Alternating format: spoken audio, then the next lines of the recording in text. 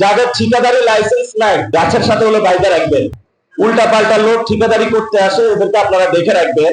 এদেরকে হলো বিভিন্ন জায়গায় হলো আপনারা গাছগুলো আছে, এগুলো অনেক খালি আছে, গাছের সাথে হলো বাইরে রাখবেন।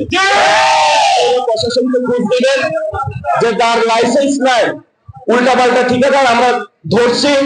এবং যে হলো শেখ হাসিনার আমলের সময় যেভাবে বাস ঢুকিয়ে দেওয়ার চেষ্টা করেছে, এই ঠিকাদার আবার নতুন ভাবে হলো ঠিকাদারের কাজ পাচ্ছে। এগুলাকে আমরা বেঁধে রেখেছি, আপনারা আসুন একে জেলে নিয়ে যান। এটা সবাই পারবে না। আর চাঁদপুরে আমরা শুনতে পাচ্ছি আওয়ামী লীগ পুনর্বাসন হচ্ছে। এই আওয়ামী লীগ পুনর্বাসন বন্ধ করতে হবে। যদি আওয়ামী লীগের প্রতি এত পীড়িত হয়, তাহলে আমরা বলবো আল্লাহর রাস্তায় শেখ হাসিনার কাছে চলে যান। ওইখানে গিয়ে আপনারা সংসার করেন, বাংলাদেশে আপনাদের সংসারের প্রয়োজন নাই। বিকাশ পেমেন্টে 10,000 টাকার বেশি অফার, শপিং চলছে তো। প্লেসটা নির্ধারিত হয়েছে, সেখানে বিশ্ববিদ্যালয় হবে।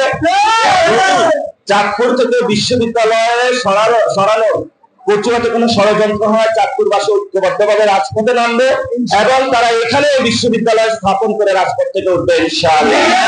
নিরাপদ করার জন্য আপনি তাদেরকে সক্ষমতা দিন। আল্লাহ আমাদেরকে তৌফিক দিন, যাতে আমরা ইফতারের আগ মুহূর্তে আপনার দরবারে হাজির হয়েছি।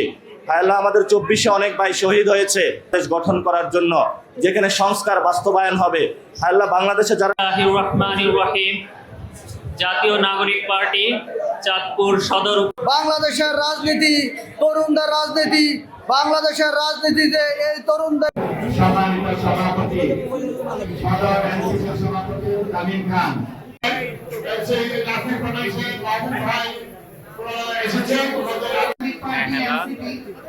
আমি সবাইকে যার যার আসনে তিনটা লাগান এখন আছে 25 মিনিট সময় আছে।